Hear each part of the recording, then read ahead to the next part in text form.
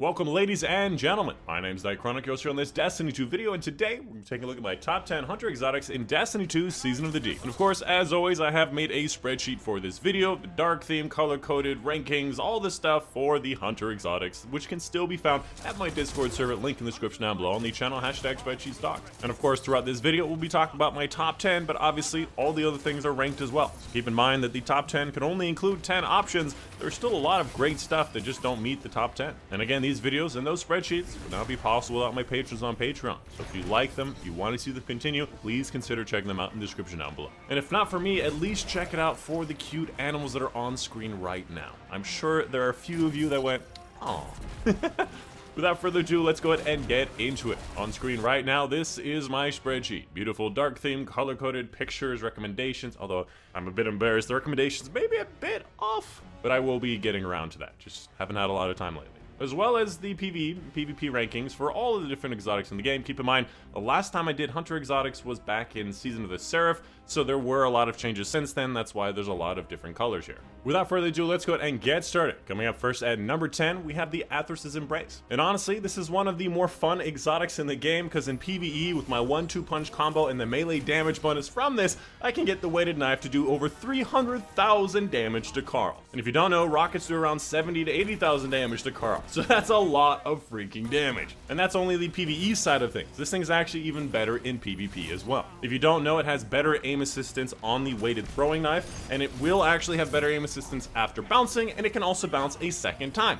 I cannot tell you how many times we're doing like some private matches, Fork throws a knife through a doorway, completely nowhere near me, bounce off a wall, off the ceiling, and then hits me in the head. It's kind of ridiculous, but also very fun. Aim assistance with this exotic is pretty strong. And furthermore, rapid precision hits with your weapon, hits, not kills, give weighted knife significantly more damage. In PvP, it allows it to one-shot body shot. In PvE, as I mentioned before, it does significantly more damage and really is good. And if you get a kill with that knife, you get the knife back. And furthermore, it has built-in unstop rounds whenever you get that bonus, but obviously that's not nearly as good because we have so many subclass verbs that affect champions, it's not really necessary. TLDR, incredibly high damage melees, really good aim assistance, and it's on solar, which is good in both modes. Following that at number 9, we have these Stompies, which did have a bit of a fall from grace, and it actually was nerfed this season, where they made it so whenever you have your class ability, you get all those bonuses, and whenever you don't have it fully charged, you don't get all of those movement bonuses, which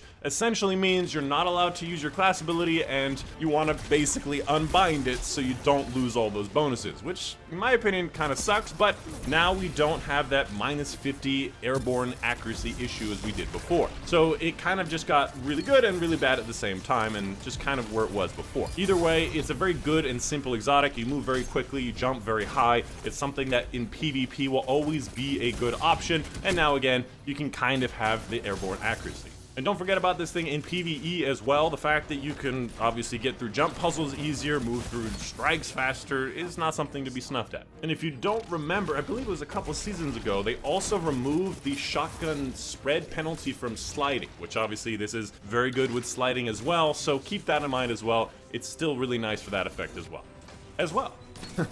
Hope you well warlocks are as well. Following that at number 8, another pair of booties, we have the Orpheus Rig, which is nothing like the Stompies, but still a great option. And in my opinion, something that a lot of people have forgotten about because of Star Eater scales. That being said, I still think Star Eater scales is better in most ways. We'll talk about that a little bit later. So if you don't know, the Orpheus Rig provides ability energy for each enemy tethered by the Deadfall anchors. Keep in mind, Deadfall is only the single shot option, not the Mobius Quiver option. Mobius Quiver has more shots, which brings it from 2 shots to 3 shots, which keep in mind, the first shot of Mobius Quiver does normal damage, the second shot does extra weaken damage, and that third shot will also do extra weaken damage. So instead of being around 50% more damage, it's about around 60% more damage. And furthermore, you obviously can shoot it in a different direction. Now, what I really like about Orpheus Rig is that it's actually not that far off of Star Eaters if you compare the total damage. So if we go over here to my super damage spreadsheet, which if you don't know, I have a video on that I made a few weeks ago, check that out. If you look at the Star Eater scales with Tether Mobius, you can see around 675,000 full super damage. Obviously a lot more DPS, But down here at Tethermovius, you can see with Orpheus Rig, 614,000 damage is not that far off. And this is with the ×4 bonus, so if you don't get all of the orbs with starter scales, the Tethermovius with Orpheus Rig can just be a simpler option. You don't even have to think about it. You get your super, and you just use the option. Although starters also gives you super faster, so there's just way more benefits a lot of the time. But Orpheus Rig is a simpler option, and for a lot of people, that may just work better. Following that at number 7, we have the Raiden Flux. In my opinion, one of the least used best exotics in the game. Keeping in mind that my rankings for these exotics are based on what the exotic does, with a little bit of pairing of how good the subclass is. And this exotic, in my opinion, makes a big difference. If you don't know, quick successive attacks and specifically hits with your Arc Staff increase the damage output and duration. In my opinion, again, Arc Staff is a highly underrated super. Again, if you look at my super damage spreadsheet, you can see here that Arc Staff with either the starter scales or Raiden Flux has ridiculous full super damage. And specifically, Raiden Flux has 2.5 million full super damage. If you go down here to the charts, Raiden Flux is the dominant king of full super damage. And frankly, its DPS is pretty damn high as well. It's more than Galahorn in the super. And Raiden Flux essentially just makes it last a whole lot longer. I believe it can go for like 27 hits instead of like 16 hits or something. It's a lot longer. The problem being is that most people prefer using starter scales with Gathering Storm. And furthermore, the rest of Arc on Hunter outside of the invisibility thing with Assassin's Cowl is not really good. TLDR makes your super last a whole lot longer, you can do a lot more damage, and it's really nice for Arc.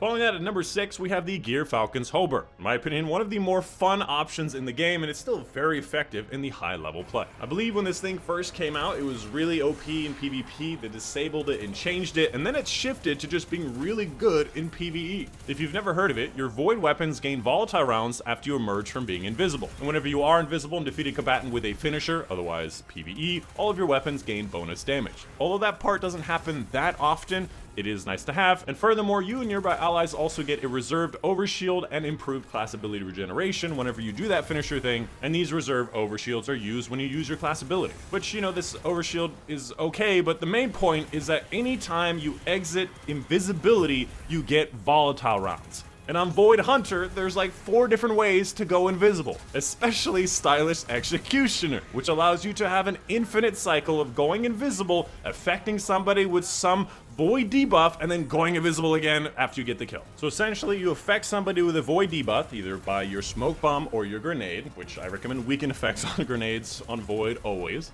You kill them with your void weapon, you go invisible, you exit invisibility by shooting somebody, which causes them to be volatile, they explode and do a whole bunch of stuff, you go invisible again, and you just keep doing that, and you do a lot of damage to a lot of enemies in the area while continuously being invisible. It's a lot of fun, and I highly recommend it. Was that too much? Did I say too much about that one? Following that at number 5, we have the Worm Husk Crown, which is a very popular exotic since Warmind, which is the second DLC on the game, where dodging gives you a small amount of health and shields. Essentially half of your health and shields whenever you dodge, which is what, every 13 seconds or so. You can essentially re-engage in a fight in PvP with a lot more health and shields, surprising your enemies, giving you an advantage, or escape with more health, which makes you more likely to survive, which is obviously very strong in PvP. And honestly, do not underestimate this in PvE as well. If you're in my raid with starter scales and you're dying all the time, losing your bonuses, I don't want you to have it. Put on Worm Husk, survive, do the objective, live to DPS phase. Do not underestimate the ability for survivability in this particular exotic. Well, that kind of rhymed. Because outside of Void Hunter invisibility, hunters don't have a lot of options for survivability. Don't underestimate the ability of survivability. Hey. Following that at number 4, we have the Omni Oculus. In my opinion, an exotic that a lot of people forget about, but it's still very, very strong, especially considering that Void Hunter is still probably the strongest subclass in PvE. If you've never heard of it, you gain a second smoke bomb charge, which allows for overflow charging and getting them more often, and you have damage resistance while being invisible. And when you make your allies invisible, they gain damage resistance while invisible, and you gain melee energy. You get around 50% of your smoke bomb, so if you cause 2 of your teammates to go invisible, you get the full smoke bomb back.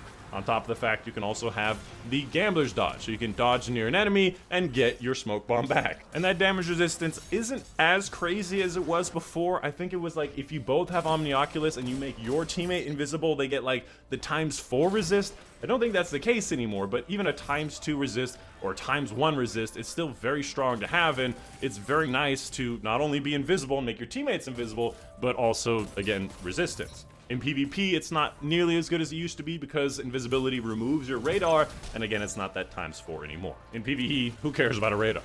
So TLDR, lots of great ways to help your team go invisible, lots of smoke bomb opportunities, which does have that debuff effect. You get damage resistance, and it's on Void, which is the best subclass for hunters. Following that at number 3, one of my favorites is going to be the young Umbrana Spy. A lot of people really love this thing for PvP, but honestly, I also really love it for PvE as well. If you don't know, it increases the trip mine grenade's duration and blast radius. And furthermore, ability damage grants trip mine grenade energy, which allows you to have a cycle of throwing a trip mine at a target, throwing a knife at the target, and getting your full trip mine back, which I think both of which give you around 50%. So you can throw the trip mine, throw your knife, and get your full trip mine to throw it again. And if you get a kill with that knife, you get to throw the knife again. And then if you get hits with those, you get to throw the trip mine again.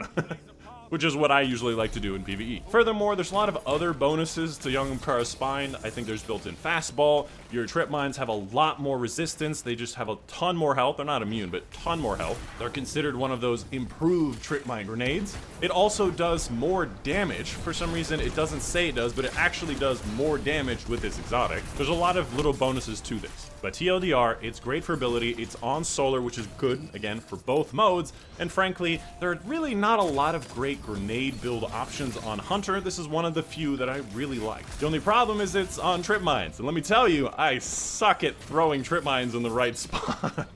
My recommendation is just stick the target. You do not have to throw it underneath them. Just stick the target with it. It sticks to them. It's so much better.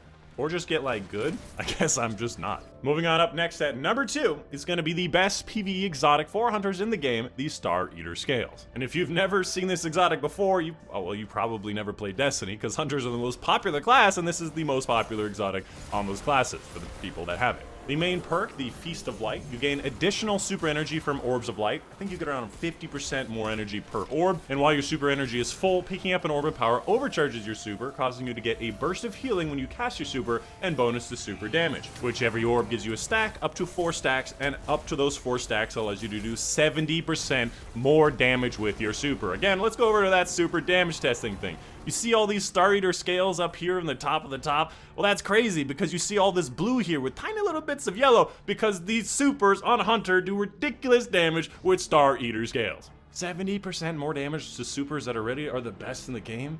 That's a lot of damage. If you just look at this top 20, you can just see how many blue icons are here. The fact that Needlestorm came out in Nightfall is a godsend for Warlocks because it used to literally just be all these hunters and then one Thunder Crash Falling Star.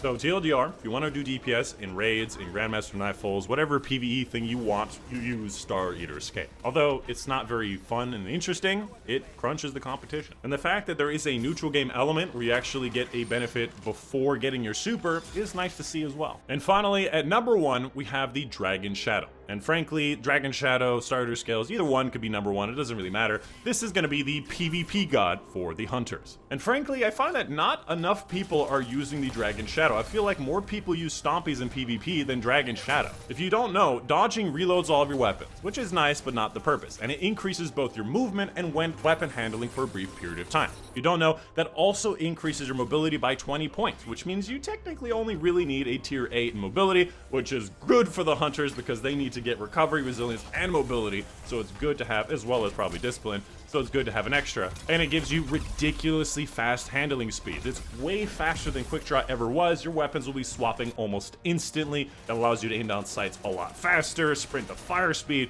Handling is king, speed is king in the Crucible, and Dragon Shadow is the fastest you could possibly do. And although Ophidian aspect, even pre-nerf, was a very popular option, Dragon Shadow was always faster in almost every way as long as you have that upkeep. Keep in mind that the Dragon Shadow effect lasts around 10 or 11 seconds, and you can dodge every 13 seconds, which allows you to have a near 100% uptime with this exotic. And of course, on top of that, it's universal. You use it on all 5 different subclasses.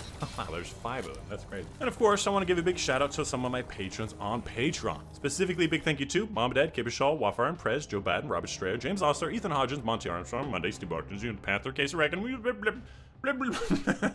Peterson, and Benjamin for the support on Patreon. I almost got through it. That's it. Hope you guys did enjoy. My name's Nightchronic, and I will see you guys on the next one.